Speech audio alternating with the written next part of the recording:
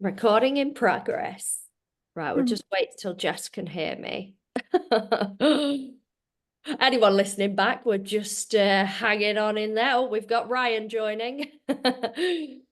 You guys need to get better at timekeeping. No, I'm just kidding. I'm just kidding. Right, hang on. Right, is everyone on? Oh, we've lost you, Jess.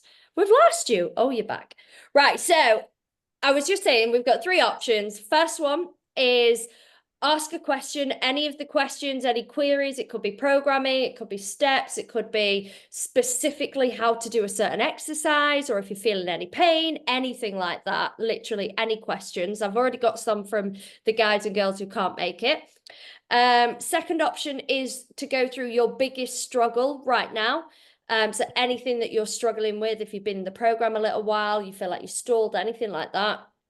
Third option, which I don't think we're going to need.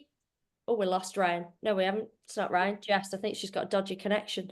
Third one is we'll just cover off something as a group. But as there's some of you on, I would like to, go with the questions. So we're going to kick off with Brandon. So if you want to kick off with your question. Sure. Okay. So mine's a nutrition question. Yeah. So I've got the app. I'm figuring out how to like log foods on there, scanning barcodes. That's working great. The only thing that I'm finding a little bit tricky is like if I make something from scratch. So like for example, tonight I've just made a lovely big pot of vegetable stew. Right. So how do you then calculate all the calories, content, protein for that? And is there an easy way of doing it? Because I've tried looking for like a calculator online. It's not straightforward. So I was wondering if there was an easy way of doing that you know of. So there is a lot of development going on within the app at the moment. So, I mean, you will find a few bugs and crashes coming up in the coming weeks, but I know this is a big thing that they're working on at the minute. And essentially, there is no easy way. It's just chuck in all of the ingredients. Now, you've got the choice. I would probably so I made a massive like bolognese / chili, and I just kind of wing it and make it up. Like there's no recipe. It's what comes out of my brain and goes into that dish. Now, so for instance, I know that's probably going to serve like 4 dishes. So I would just take my ingredients, divide them by 4, and just put them into the app already divided. Now, it depends what you put in there. I mean, a vegetable stew is likely to be quite low in calories because vegetables, generally speaking, are very low in calories. But it depends on the other things and stuff that you put in, as in what you made for your stock or do you know what I mean? It's those things that you might want to. So I would just scan it in and divide everything by 4. So like, for instance, obviously I know you're not a meat eater, but I used like 500 grams of 5% beef mince.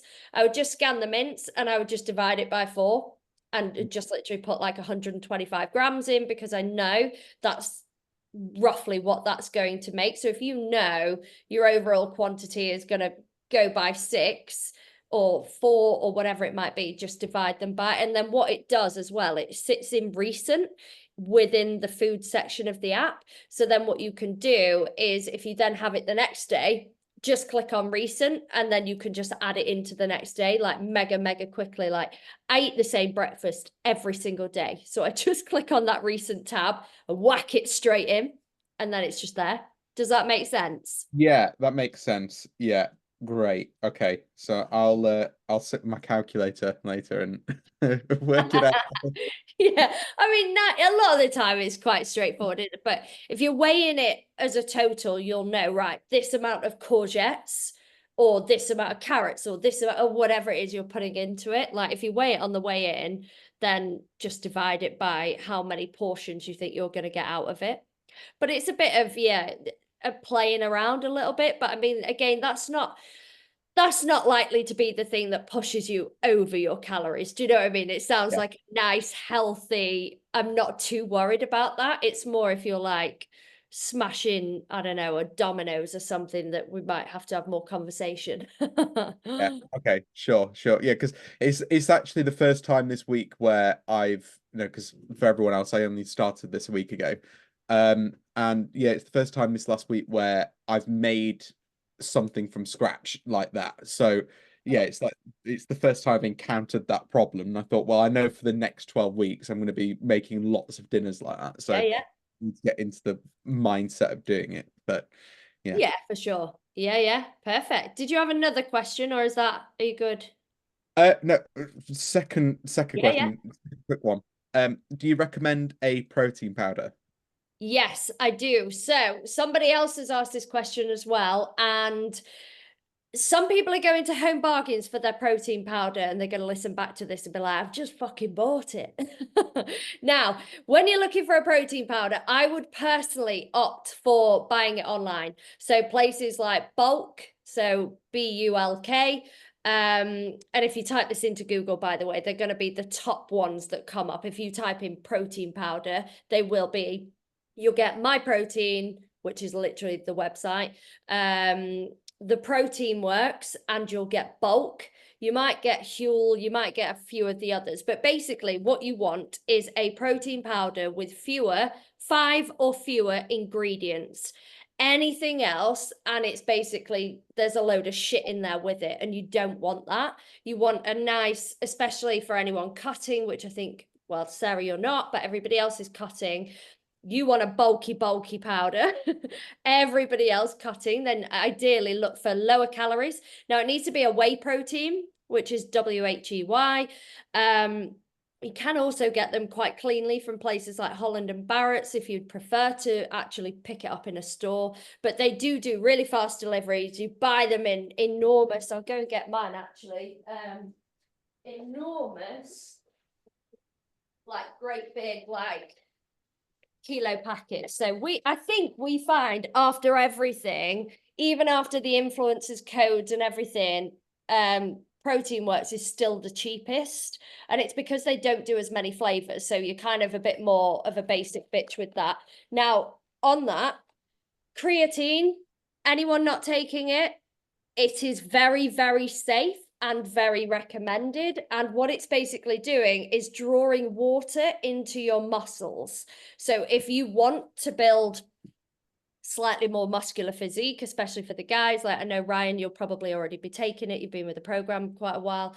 But yeah, so creatine monohydrate, again, you'll be able to get it on all protein websites. You can buy it from Holland and Barrett's as well. And it kind of looks like what I imagine. I don't think I've ever seen cocaine in real life, but I imagine that's what it looks like. It's a very like fluffy, a fluffy white powder. And yeah, you can like speed up the process of getting it into your body, but as you're all on a longer term process, then I would definitely say just one little shovel that it comes with, it's like 5 milligrams. I would just add it. I personally put it in my protein powder every day. It's flavorless. You can buy it flavored as well, but just chuck that in with it. Or you could just mix it with water and just drink it back. Like there's no flavor to it whatsoever, but it is going to draw that water into your muscles, get your muscles looking fuller, and just replenish the water that you're using when you are weightlifting. So it's really, really good for you. And there is no higher, more research supplement on the planet than creatine. So at the minute, there's no downsides, and it's been around for a long time. So definitely recommend. Your other option, 2 seconds, is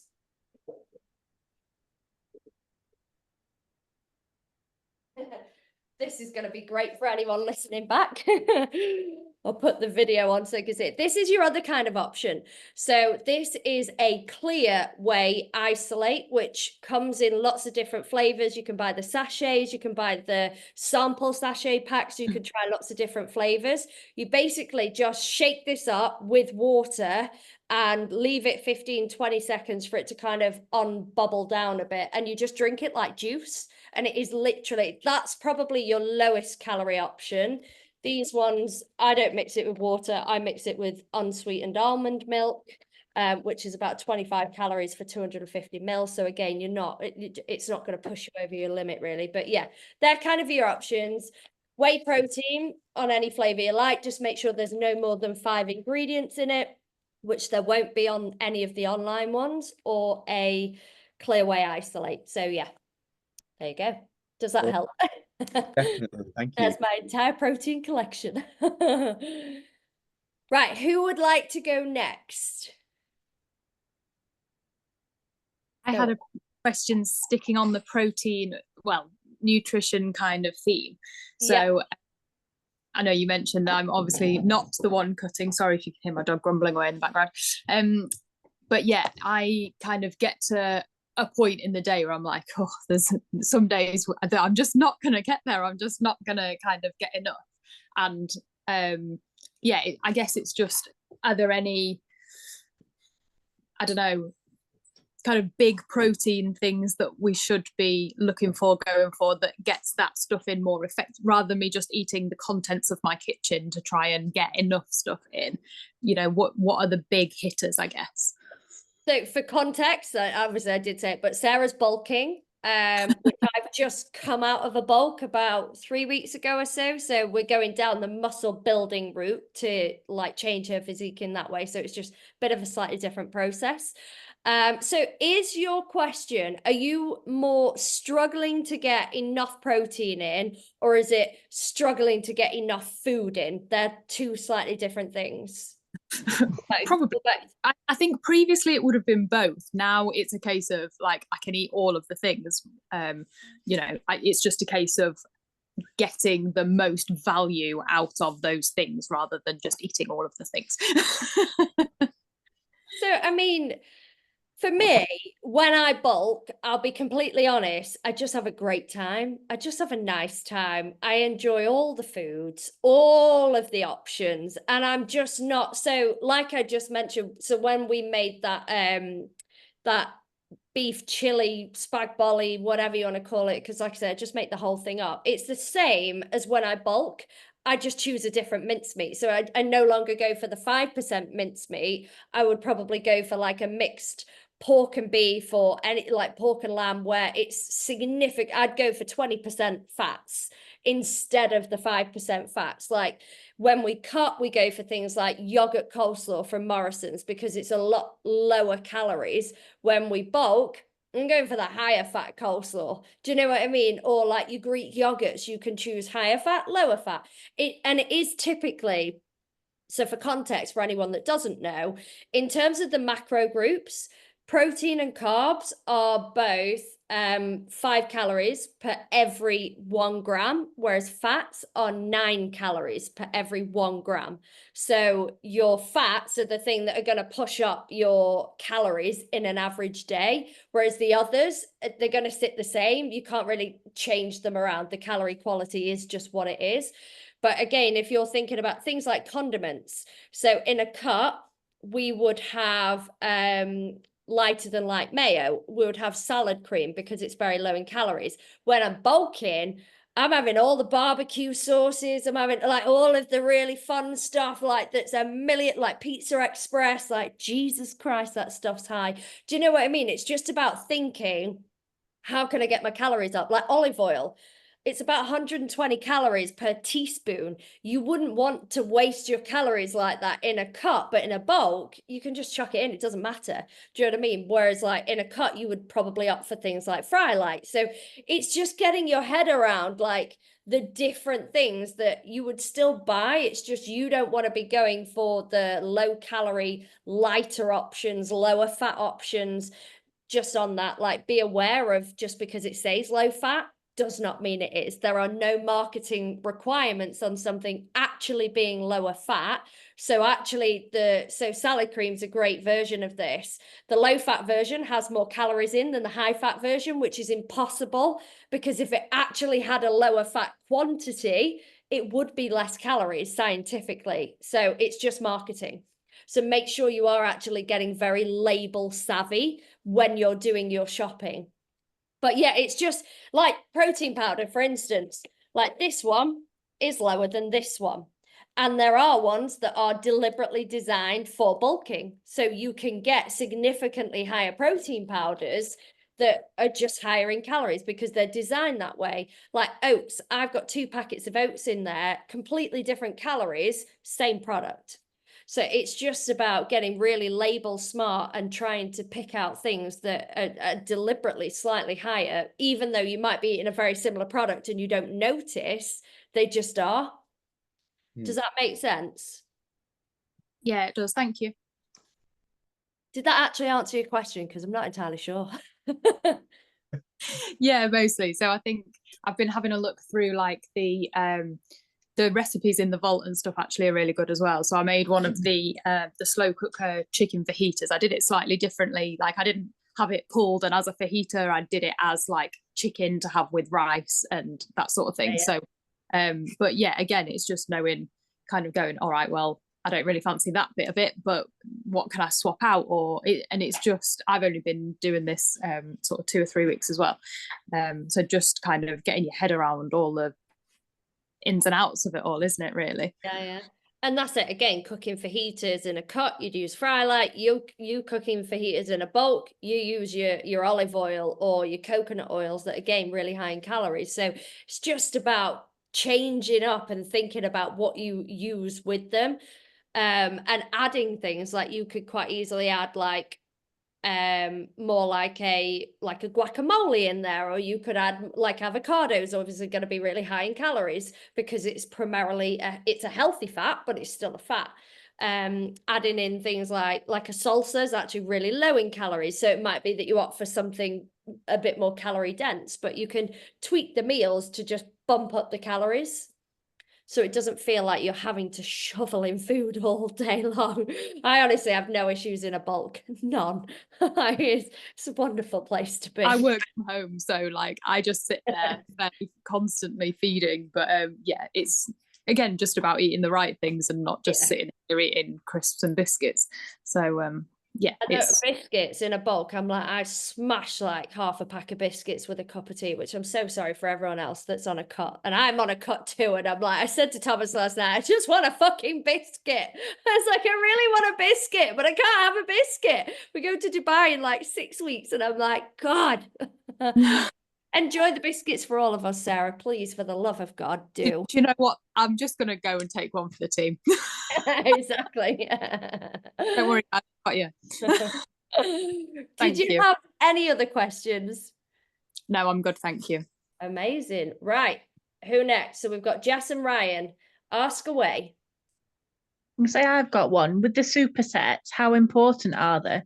Because on my program the other day, it was 2 different machines, but obviously I couldn't get on the other machine to do the other set. Yeah, great question. And somebody else has asked. So somebody else has asked specifically what a superset is. So a superset is 2 exercises performed back to back. There is some intent that goes on behind it. So in an ideal world, so your superset is either isolating the same muscle group and you are pre-exhausting it deliberately. So you might do more of a free weight exercise then followed by a machine exercise, or you could be working opposing muscles. So if we take squats, for instance, in an ideal world, so you're going to work the quads and the glutes and all down the front side of the leg, if you think about it. And then in an ideal world, you would then do a superset with a hamstring exercise, which is working the back side of the leg. Because in order to perform squats well, you want your hamstrings warmed up. Now, we're also not in an ideal world at the gym that some of us are in on this chat, because you've got 2 different floors. And your squats would be done upstairs and your leg curls would be done downstairs. And there's no way you're going to be bouncing up and down between 2 floors in order to be able to achieve that superset. So it can also be that the gym, did I actually explain what it is? I don't think I did. It's 2 back to back and then you don't take a rest. So you do 1 exercise of each, don't take a rest or very minimal rest while you literally get into the other exercise. And then you take the rest. So it might well be, like I say, you squat, your hamstring curls, and then you literally take that rest, 2 minutes, and then you do your second set and work on it that way. So 1 of each exercise counts as 1 set. But again, the gym might be rammed, the gym might be busy, and you just simply cannot get on 2 exercises like us. It might be across 2 floors, you just can't do it. I tend to program with that in mind, where I know what people's things are, but it's it's not vital, is what I would say. You are still getting a very efficient and effective workout by separating the two and just doing straight sets of one and straight sets of the other. The consideration, though, is making sure that you do allow more rest. So, for instance, if you were to do squats and then go on a leg curl machine, you would be able to do those back to back with no rest. But if you then go squat, squat, squat, on and try and just do it with a 30-second rest between, that's going to be really like intensive, and that's where you could cause injury. So if you are going to separate the exercises, no issues in doing that. Just make sure you increase the rest between the exercises. We're not here to cause injuries. Does that help? No, that's brilliant. Thanks. Did you have any other questions, Jess? No, that's all right for me. Ryan, are you just here for a good time, or? Yeah, I've had a break from the kids. That's why. Are you sure you don't have anything you want to ask? I don't think so. No, I've not got anything that I can think that comes straight to mind. No, that's absolutely But fine. I can say, I don't know, with what Sarah was talking about earlier about getting protein in quickly so you don't have to eat. I buy those milkshakes from Lidl. Well, yeah, I love eating, obviously. Don't we all? I get those protein shakes from Lidl. Mm. They're 99p and they've got 35 grams of protein and they're quite a small drink. Hang on. So Them as well. In here somewhere. I do enjoy that this is like a voyage around Ash's kitchen. Go and tell this. I mean, if your life's living on protein, then we've got no dramas in this house. So Aldi, these, by the way, I think these are great for a cut because they leave you feeling so full. I'm not entirely sure how they do it because I think it's 145 calories, but they do leave you feeling really, really full, these ones. Whereas this one, Thomas bought that. That's 41 grams of protein. I don't know where the USM ones are from. I don't think that is Lidl or Aldi, but this kind of thing, yeah. So 41 grams. What's the calories? I did not buy this. Okay, now that's written very small. I can't read it. Can't read it. Let's just assume. I think that's 235 per 500. Yeah, so 235 per 500. So, but it's not going to leave you feeling mega full. Like Ryan said, you can just smash that in and it's going to go down quite easily because it feels like a drink rather than like this one, lower calories, like still really good protein level. Because your body's only really going to process kind of 30 grams at a time. The rest doesn't go to waste, but it's just harder for it to synthesize.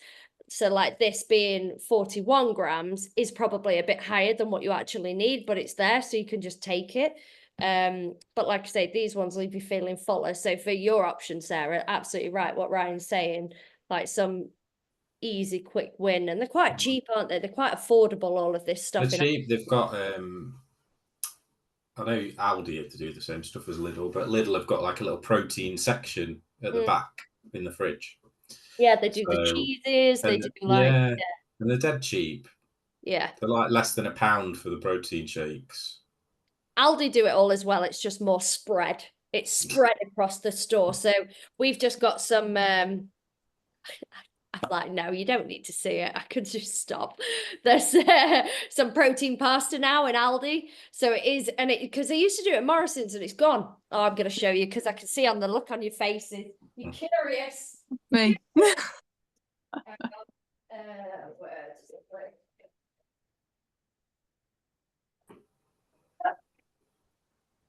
Right, so that's normal pasta, so not that one.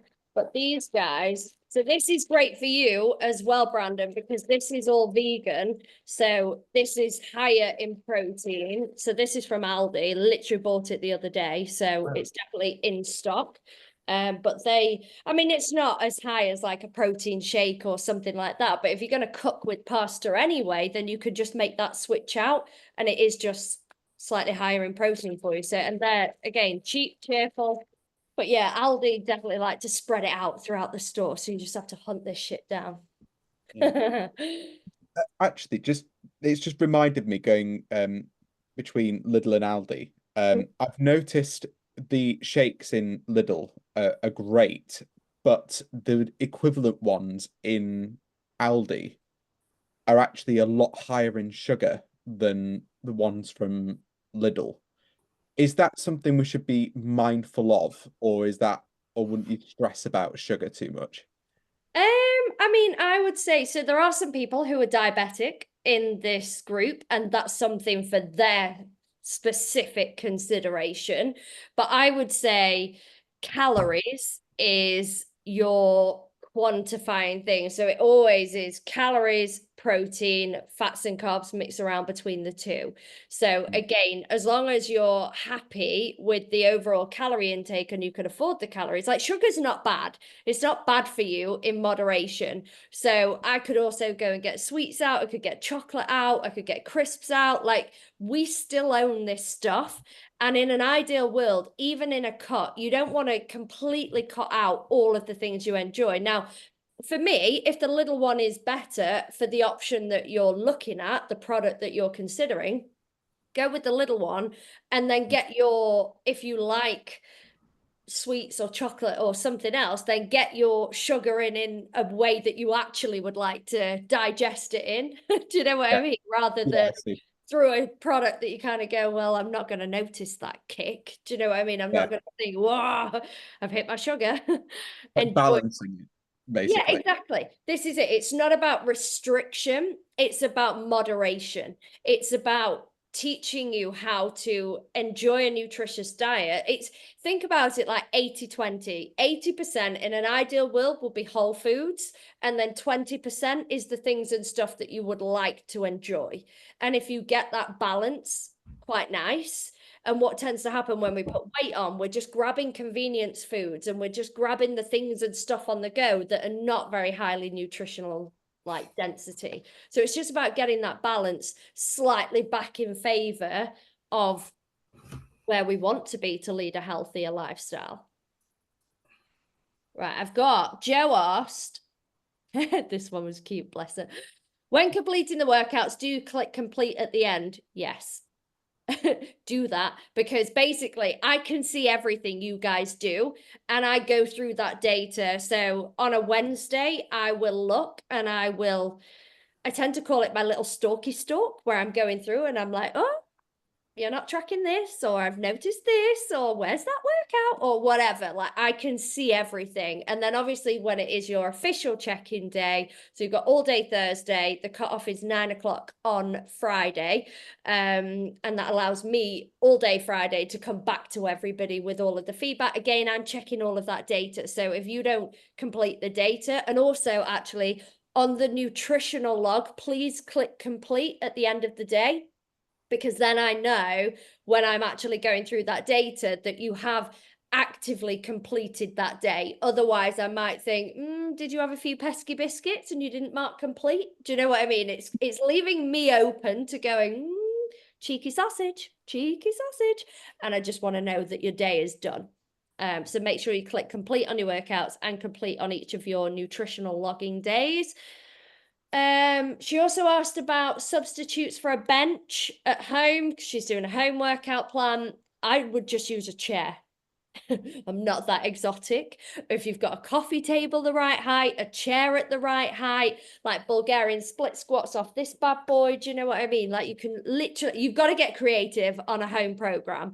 You can buy a bench, but you don't need to. I would just get quite creative with the equipment that you use. What was that one? Oh, and then Elle asked, let's be honest, who likes lunges? No one. No one enjoys lunges. No one enjoys split squats. Any single leg exercise is the most hated thing that I'm ever going to program. But the benefits of doing it serve you through so many areas of life. Like, if you go to pick something up off the floor in life, you're going to drop down on one knee, aren't you? You're not going to suddenly like completely arch your way, like dive into the movement. You're going to drop onto one, like it's just serving you through life. But she was kind of asking, she's really struggling with balance, how to kind of combat that. Now, the answer is you can move the equipment around in a gym. And if you need to hold on to something, do it. if you're like real beginner, a few weeks in, you're building up strength, you're single leg, you are going to be wobbly. And that's normal, by the way, to be wobbly. That's okay too. So you can either grin and bear it and just get better over time as you get stronger, or move a bench, move something, hold on to a wall as you do the exercise, so then you can stabilize yourself and then turn around and do it the other side and then hold on to the other side. So it's literally, it is just a case of allowing yourself that if that's what you want to do. Oh yeah, I often get asked, nobody's directly asked me this, but everybody always directly asks me this. Do you log one weight or both weights in the app? Now, this doesn't fucking matter. I can tell based on what you're doing, whether or not. Now, my only piece of advice is stay consistent with what you do. Don't suddenly switch it out. And so if you choose to log both weights, that's absolutely fine. I do, because I think, no, I'm fucking doing both weights, bitch. Do you know what I mean? I'm like, I'm here lunging with a 10 in this arm, a 10 in this arm. I'm not logging 10. I'm doing fucking 20 kilos here. Why would I log 10? But it doesn't matter. As long as you know when you come back to doing that exercise a week later that you should be increasing the weight or what you're doing across your sets, as long as you know that, that's absolutely fine. And I can tell by looking at it what you're roughly doing. Like lat raises, for instance, like I'm going to know based on looking whether you're putting in 2 weights or 1, because they're fucking hard. So There's I a horror show. yeah, horrible. I had a client once who was like, I can't do them in front of anyone in the gym because I'm so mortified. I'm only using 5s in each arm. And I'm like, aren't we all? Aren't we all? I was like, okay, maybe like guys, you could probably get a bit heavier, but I was like, so is everyone else. I was like, that's okay. And she was like, oh my God, I thought I was really weak. It's a tiny muscle, teeny tiny. So consider that when you're lifting. How big is this muscle? What can it afford to take? Like, and just, yeah, so don't be embarrassed about weights ever. Like, you're all on your own journey. That's fine. I was thinking about something else then. So yeah, just log it and remember, so you don't accidentally pick up the wrong weights and think, oh, like, okay, like that's really light, but actually you logged it differently. So just, oh yeah, that's what I was going to say. So things like, there's a lot of machines that have a starting weight, as in like the leg press. So at the gym where we are, it's about a stupid number. It's like 78.7 kilos as the starting weight. Now, I did, when I got into lifting, I logged that weight as a starting weight. And then if I put 10s on either side or 20s on either side, it basically becomes a real arsehole working that out. And I stand there and I'm like, I've got my calculator in the gym on my phone. And I'm like, right, so it's 78.7. I've got a 20 on there, 20 on there, 5 on there, 5 on there. I've just put a 1.25 baby biscuit plate on. So 1.25 times 2. Fucking madness. Just try and think, if you haven't already done it, just log the actual weights that you're using, because otherwise it just gets really hectic. And I'm just trying to save you a job here. Otherwise, your gym sessions will go up by about 30 minutes just trying to do the maths. Right. I think we're going to love you and leave you all, unless anybody's got any final parting questions. No, was that enjoyable? Was it good? Really helpful. Great. Good. Right. Peace out, folks. Mwah. I love you all. And yeah, any questions, anyone thinks of anything, obviously, you know that I'm always available. So just drop me a message. Good to Great. meet you all. Have a lovely evening. Great. Bye. Bye. Bye.